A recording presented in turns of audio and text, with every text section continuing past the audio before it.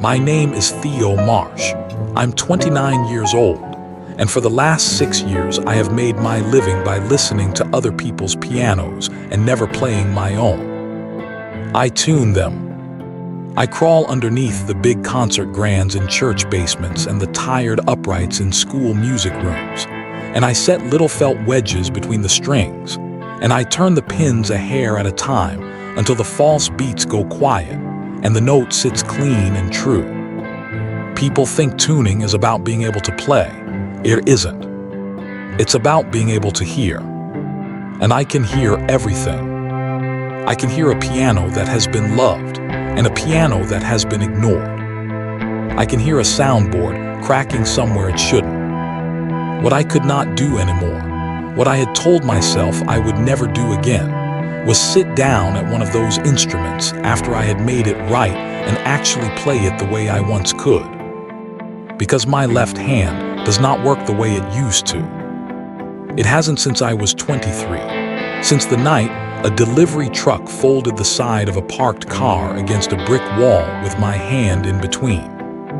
3 fingers crushed, 2 surgeries, a career that had been about to begin, gone, like a chord you strike too softly to carry past the front row. A few nights a week I played the house piano at a place called the Marigold Room, a historic supper club in Savannah, all dark wood and brass and chandeliers older than my grandfather. I want to be honest about what that playing was. It was wallpaper.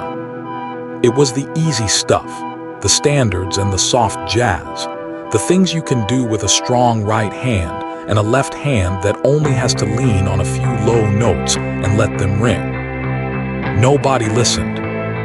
That was the arrangement, and it suited me.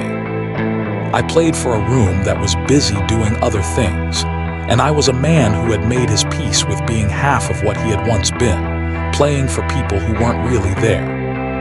I am telling you all of this so you understand what I was on the night the trouble started. Because that was the night a wealthy man stood up at a donor dinner in that beautiful old room and decided to humiliate a young woman in front of everyone, to break her down for sport. And I was the only person in that room close enough to the keys to do anything about it. I have replayed it 1,000 times. The walk from the piano bench across that floor to where she was standing was maybe 20 feet. It took me longer than any 20 feet I have ever crossed.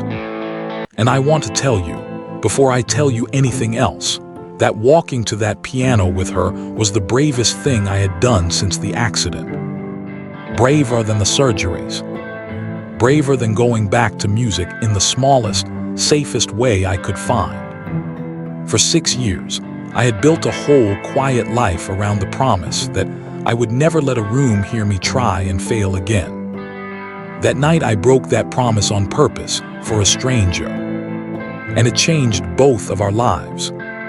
I did not know any of that yet. I only knew that a man was being cruel, and that there was an instrument between us, and that for the first time in a long time I could not make myself stay seated. Her name was Maren Ellison. I learned that later. That night she was just the young woman in the deep green dress, seated near the foot of the long table, the one person in that gilded room who clearly did not belong to the world of the people around her, and who had been invited precisely so that she could be made an example of. The dinner was thrown by the Calhoun Arts Foundation, the old money outfit that funded most of the cultural programs in the city. Maren ran one of those programs, a free youth music class out of the East Side Community Center, teaching kids whose families could never afford a private lesson. Her dress was clearly something she had owned a long time and cared for. She sat very straight. She had brought a folder with her, a worn cardboard folder she kept both hands on top of like it was the only thing in the room that was hers. The man at the head of the table was Garrison Pyle. He was the chairman of the foundation's board. A tall, smooth, silver-haired man with the kind of expensive calm that only ever cracks downward onto people who can't crack back. He stood up to make remarks. He thanked the donors. He talked about excellence, about elevating the arts in the city, about not wasting precious dollars on. And here he paused and let his eyes drift down the table to Marin, on charity that goes nowhere. And then he did the thing I will never forget. He smiled at her, a warm and terrible smile, and he asked her to stand up so everyone could see. He said, "The face of the kind of program we are moving away from." She stood. God help her, she stood, because she had been raised to be polite even by people who did not deserve it. And Garrison Pyle looked her up and down, the dress, the folder, the cheap shoes, and he said it slow so it would carry. "People like you don't belong here." He said it like a fact, like the weather. He said her little piano class for nobody's children had been a drain on serious money for serious art, and that the board had decided that evening to cut her funding entirely and redirect it to a new gallery wing with his family's name on the entrance. He told the room she was a sweet girl playing teacher, and that sweetness was not a budget line. And the awful part, the part that turned my stomach, was the small laughter that moved around that table. Comfortable people enjoying a comfortable cruelty. She stood there and took it. Her chin stayed up, but her eyes were filling, and her hands tightened on that worn folder. And I understood that whatever was in it was the case she had come prepared to make, and that he had not given her a single second to make it. I was at the piano. I had stopped playing somewhere in the middle of his speech without deciding to. And I will tell you that I did not stand up because I am brave, because I had already established for you that I am not. I stood up because there was a sound in that room that was wrong, a false, ugly beat under everything, the sound of a thing badly out of tune, and I have spent my whole life unable to leave that sound alone. I crossed the floor, 20 feet. I stopped in front of her, and I said, quietly just to her, "Would you play something with me?" She looked at me like I had spoken a foreign language. She whispered, "I can't, not here, not now." And I said, "That folder. What's in it?" And something in her face shifted, because of course, no one all night had asked her what was hers. She opened it with shaking hands, and inside was sheet music, handwritten, old, the staff lines drawn by hand, and the notes inked carefully, and then marked all over in soft pencil, fingerings and breath marks and little words in the margins in a looping script that was not hers. At the top it said in that same older hand, "Waltz for Marin," and under it smaller, "Mama." I looked at it for 1 second, and even half broken I could read a piece of music, and I knew it was good. I knew it was real. I said, "Your mother wrote this." She nodded. I said, "Then let's play Your Mother." And I took her hand, the way you take a hand to lead someone to safety, and I walked her back across that floor to the piano, in front of Garrison Pyle and all his comfortable people, and I sat her at the high end of the keys, and I took the low end myself. I am going to tell you what playing that waltz felt like in a minute, because it is the center of this whole story, and it deserves room. I will tell you that my hands were not steady when they found the keys, and that I was certain, in the first half second, that the broken one would fail me in front of all those people, and prove every cruel thing I had ever believed about myself. But first I want to tell you what happened to the room, because the room is the thing people always ask about. Nothing dramatic happened at first. We just began. She played the melody, simply, the way her mother had marked it, and it was the kind of melody that does not shout, that just opens a window in your chest you forgot was painted shut. And I came underneath her with the low part, the part a left hand can manage if the right hand carries the weight, and the two halves of that waltz found each other. And here is how the room turned. It was not silence. It was the opposite. It was the small sound stopping one by one. A fork set down. a chair easing back so a body could turn toward the sound.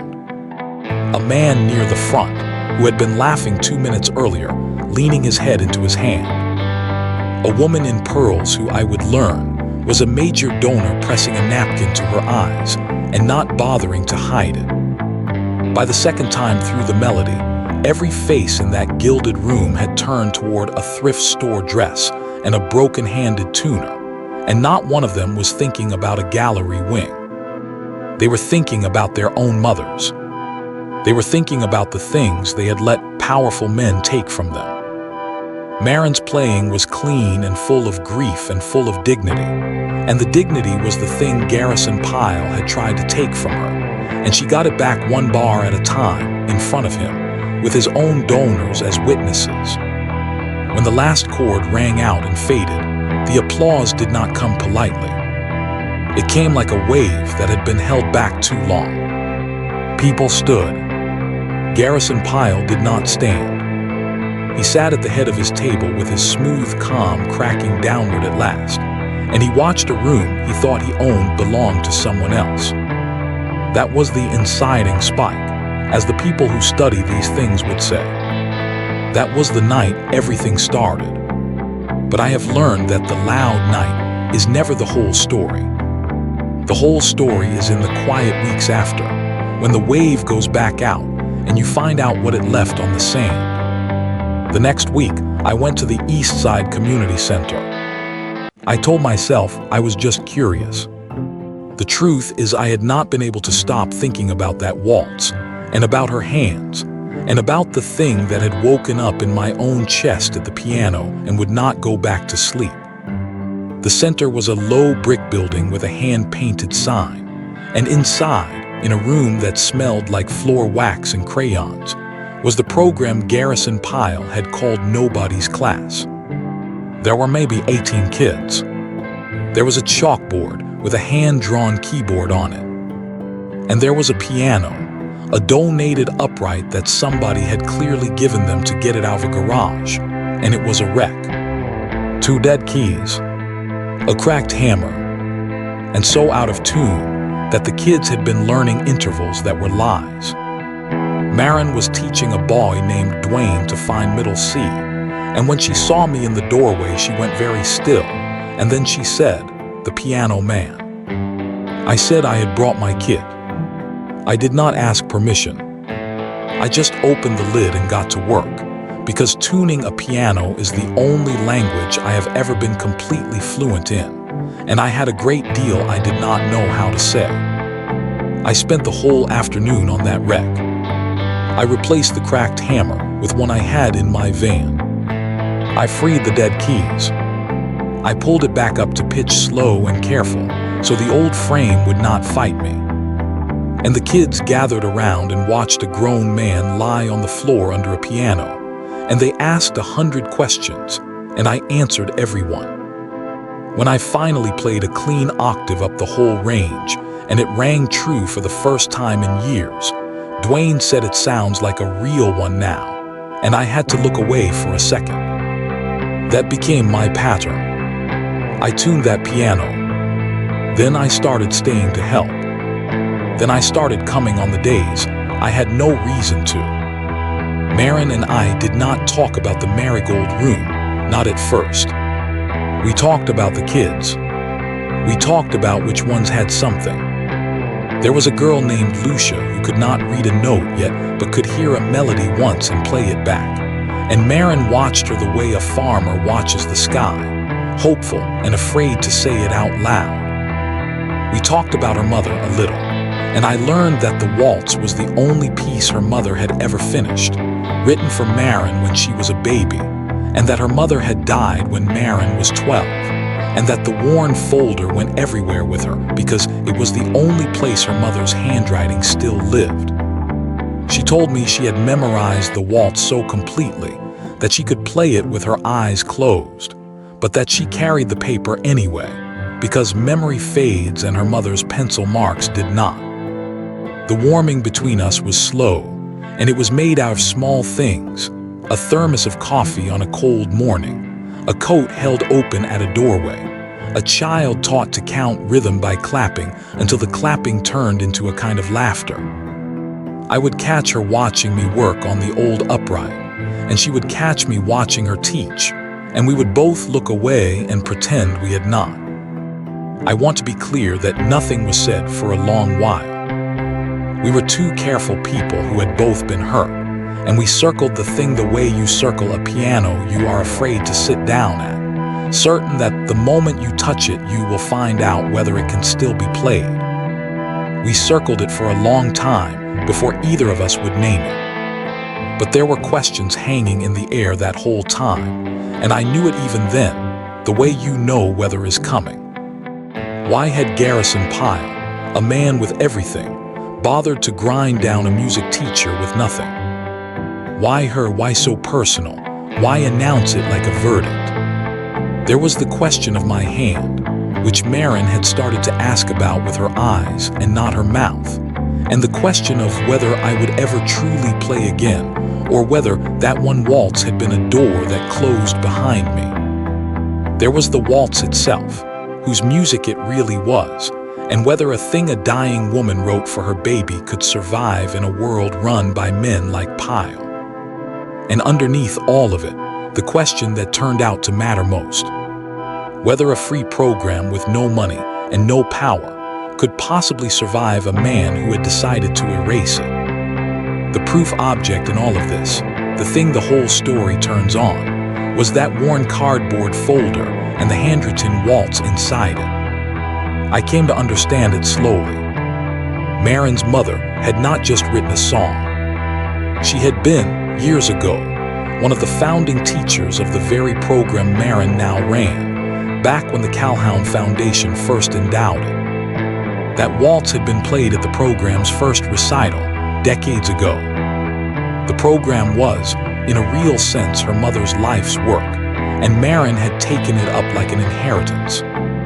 That was why Pyle's cruelty had cut so deep, and that was why Marin kept teaching it even after the money was cut, on a wreck of a piano, for free, refusing to let it die. The waltz was not just sentimental. It was the proof that the program meant something, that it came from somewhere, that it was not nobody's class but a thing built by hand across 2 generations. And it was while I was helping Marin go through her mother's old papers in that folder, looking for the original program from that first recital, so she could prove the lineage to a skeptical city, that I noticed the first wrong thing. Tucked among her mother's papers was an old foundation statement, decades old, showing the size of the original endowment that had been set aside specifically to fund the youth program in perpetuity. It was a large number. A number that, if it still existed and was still earning, should have been more than enough to keep 18 kids in lessons forever, without a single donor dinner. Marin had always been told the endowment had shrunk, that times were hard, that the money simply was not there anymore. But I had spent 6 years listening for false beats, for the one note in a chord that is lying about itself, and I looked at that old number and the story Pyle told, and I heard it. Something did not match. Something was out of tune. I did not say anything to Marin yet. I just folded the old statement back into the folder, and I started to listen harder. A month later, Garrison Pyle made his move, and it was uglier than I expected. He had not forgotten the marigold room. A man like that never forgets being made smaller in front of people he wants to impress. The first I knew of it, the manager of the supper club called me, awkward and apologetic, to tell me they were letting the house pianist go. Budget, he said, in a voice that meant it was not budget.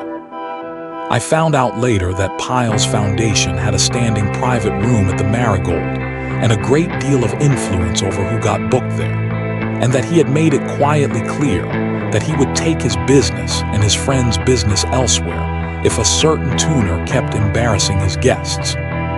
So I lost the only regular playing I had left in the world, because I had walked 20 feet across a floor. And it did not stop there. Pyle moved at the next foundation meeting to formally dissolve the youth program. Not just defund it, dissolve it. Strike its name from the foundation's charter so it could never come back and ask for money again. He set a date for the vote. That was the lowest point, and I am not going to dress it up. I sat with Marin on the steps of the dark community center on the night we got the dissolution notice, the streetlight humming above us and the live oaks moving a little in the dark, and we did not say anything for a long time. The kids did not know yet. That was the cruelest part of it, knowing and watching them not know, watching them practice scales on a piano with a future that had already been taken from them. Dwayne had a recital piece he was so proud of, a simple thing in C that he played with his whole tongue stuck out the side of his mouth in concentration. And Marin, who had stood straight through public humiliation, who had played her dead mother's waltz in front of a room full of people who despised her and never cracked, finally put her face in her hands and broke. I did the only thing I knew how to do. I sat closer, and I held her while she cried, and I did not try to fix it, because some things you cannot tune. And then on those dark steps, we finally said the thing. She said, "Why are you still here, Theo? You lost your job because of me. You have nothing to gain from any of this." And I told her the truth, the whole truth for the first time. I told her about the truck and the wall in my hand. I told her that for 6 years I had played wallpaper for rooms that weren't listening, because I was terrified of ever again trying to make real music and failing in front of people. I told her that the night I played her mother's waltz with her was the first time since I was 23 that I had truly played, not survived a song, but played with my whole heart, broken hand and all. I said, "You didn't take anything from me. You gave me back the only thing I ever loved. I am here because you handed me my music, and I am not going to stand by and let that man take yours." She looked at me for a long moment, and then she leaned her head on my shoulder, and neither of us said anything else, and we did not need to. That was the confession. That was the night we stopped circling. After that, I stopped being careful, and I started being useful.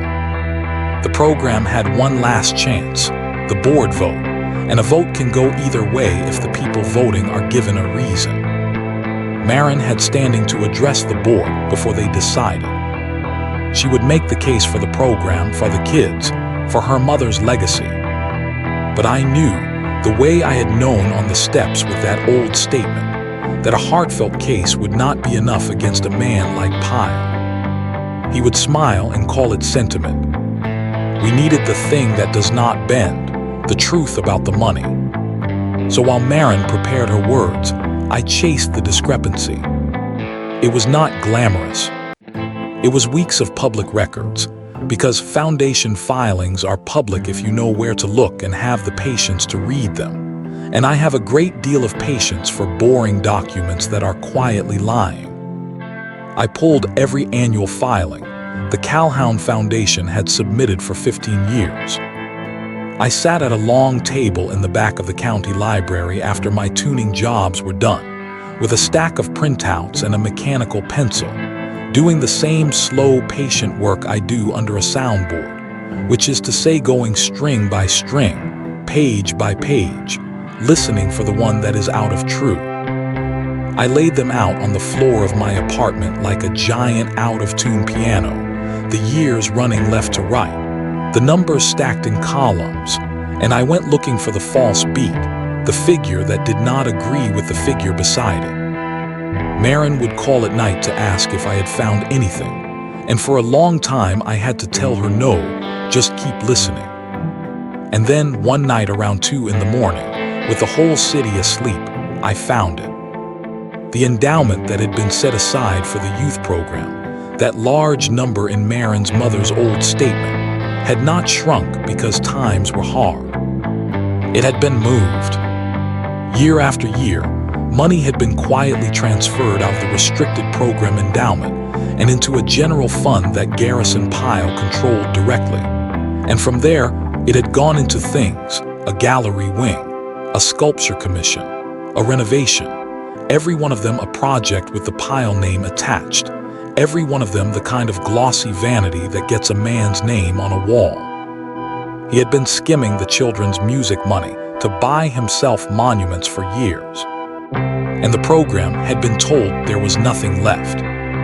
That was why he needed it dissolved. A dissolved program cannot ever audit its own endowment. The kids were not just an embarrassment to him.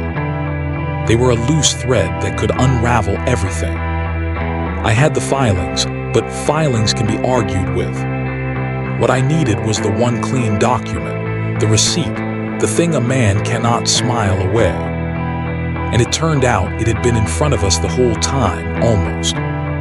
The woman in pearls from the Marigold Room, the major donor who had wept at the waltz, was named Alina Fontaine, and she had been on the foundation board for 30 years and had grown quietly sick of Garrison Pyle. When I went to her with my floor full of filings, she did not need much convincing. She had her own copy of an internal transfer authorization, a single signed page moving the last of the program endowment into Pyle's general fund, with his signature on it, dated, specific, and tied directly to a gallery payment. She had kept it because some part of her had always known. She handed it to me and said, "I should have stood up that night when you did. Let me stand up now." The board meeting was public, held in the foundation's grand paneled room, and the city showed up. Word about the waltz at the Marigold Room had traveled, and reporters had questions. And the donors who had wept that night were curious, and Garrison Pyle, arrogant to the end, had let it stay open because he was certain he would win and wanted an audience for the win. Marin went first. She did not beg. She stood up in the same deep green dress, and she told them about her mother, about a program built by hand across 2 generations, about 18 kids and a donated wreck of a piano made true again. And she laid her mother's handwritten waltz on the table in front of the board as the founding artifact of the very program they were about to erase. She was clear and she was dignified and she did not crack. And Garrison Pyle, when it was his turn, did exactly what I knew he would do. He smiled. He called it a moving story. He said the foundation could not run on stories, that the money simply was not there, that the responsible thing, the adult thing, was to let a small program go so that serious art could thrive. He was so smooth. He had no idea. That was when I stood up. I asked the chair for a moment as a member of the public, and I said I had a question about the money, since Mr. Pyle had raised it. I asked simply where the program's original endowment had gone, the one set aside in perpetuity decades ago. And I watched Garrison Pyle's smooth calm crack downward one final time, because he understood in that instant that the tuner had not gone away. He started to talk about market conditions, and I laid the 15 years of filings on the table, traced the transfers out loud, year by year, dollar by dollar, into the gallery and the sculpture and the renovation, every one of them a Pyle monument. And then Alina Fontaine rose from her own seat on the board, and she set the signed transfer authorization on the table, his signature, his date, the gallery payment, and she said, "I authorized nothing. This is his hand." The room did not need me to explain what it meant. The reporters were already writing. Pyle reached for his folder and his certainty, and found that both were gone. He fell quickly, the way men like that do once the thing holding them up turns out to be air. The board suspended him on the spot, pending an audit. Within the month, the audit confirmed everything, and Garrison Pyle was removed from the foundation entirely. His name quietly scraped off the project he had been so eager to carve it into, facing questions from people far less forgiving than a board of donors. But that is not the part of the reversal I care about. The part I care about is that, with the truth on the table, the stolen endowment was traced, recovered, and restored to its rightful purpose. The board, shamed and grateful and led now by Alina Fontaine, did not just save the youth program. They re-endowed it formally and permanently, in writing in the charter, with Marin's mother named at last as a founding teacher. The program could never again be at the mercy of one man's mood. The mock teacher who had been told she did not belong became the named director of an endowed institution. And the overlooked tuner who had played wallpaper for rooms that weren't listening was asked by the new board if he would come on as the program's music director and teach the children to play. Both of us, the two people that man had tried to erase, rose because we had refused to stay quiet. By the end of the season, the program held its first recital under the new endowment, in a real hall this time, with the city invited and the kids in their best clothes and Dwayne so nervous he could barely breathe. The donated upright I had rescued sat on stage beside a borrowed grand, because Marin had insisted the wreck come too, since it was the piano that had taught them. The kids played first, all of them, every wrong note forgiven, every right one cheered. And at the end, Marin walked out in the deep green dress and set her mother's handwritten waltz on the music stand of the grand, and she looked out at the room, and then she looked at me where I sat at the upright, and she said, into the microphone for the whole hall to hear, "This one I do not play alone anymore." So I crossed a floor again, in front of a whole city this time, and I sat at the grand beside her, my broken left hand and all, and we played her mother's waltz together the way we had that first night. Only now it was not a rescue, it was a homecoming. And when the last chord faded and the hall was on its feet, I did not let her go back to her seat. I held her hand at the keys, in front of the kids and the donors and the reporters and the whole watching room, and I said, quietly into the microphone so it would carry the way Pyle's cruelty had once carried, only kinder Marin, I am not going to ask you to marry me. Not here. Not yet. Although I am going to ask you that too one day when the kids aren't watching. What I am asking you tonight is simpler, and it is bigger. Keep playing with me. For the rest of our lives. Don't ever make me go back to playing alone. And she put her free hand over her mouth, and her eyes filled the way they had that first night. Only this time it was the good kind. And she nodded, and then she laughed and said into the mic, "Yes, obviously, you broke-handed fool." And the hall came apart with joy, and the kids rushed the stage, and Dwayne hugged the leg of the borrowed grand piano for reasons no one could explain, and her mother's waltz hung in the air over all of it like a window thrown open in a house that had been. I think about tuning a lot, even now, especially now. A piano is just a box of wires under tension, and any one of them struck alone is only a single sound. But when they are all set true against each other, when the man on his back under the soundboard has done his slow, patient work and made every string honest, the whole instrument can hold a room full of strangers in its hands and remind every one of them of the people they have loved and lost. That is what I do for a living. I make boxes of wire tell the truth. For 6 years I told myself that was a smaller life than the one I had lost, a consolation, a hiding place. I do not believe that anymore. I think being able to hear the one false note in a room and refusing to leave it alone is its own kind of music and maybe the truest kind. Garrison Pyle had money and power and a name he wanted on every wall, and he is a footnote now. Marin had a worn cardboard folder and her mother's handwriting and the nerve to keep teaching for free on a broken piano. And she has a hall full of children who will carry her mother's waltz into a century neither of us will see. I had a hand that does not work and a heart I had stopped using, and a stranger in a green dress handed me back my music in front of a room that, by the end, could not look away. I have come to believe that being truly heard is its own kind of love. Not flattered, not tolerated, but heard. The way you hear a note that is finally, after years, in tune. That is what we gave each other, Marin and I, before we ever gave each other anything else. She heard the music still alive in a broken-handed man who had given up on it. I heard the dignity in a woman a powerful man swore was nobody. And it turned out that all either of us had ever needed was one other person willing to cross the floor, sit down at the instrument, and play the low part so the melody would not have to carry alone. Would you have walked to that piano or stayed safe in your seat?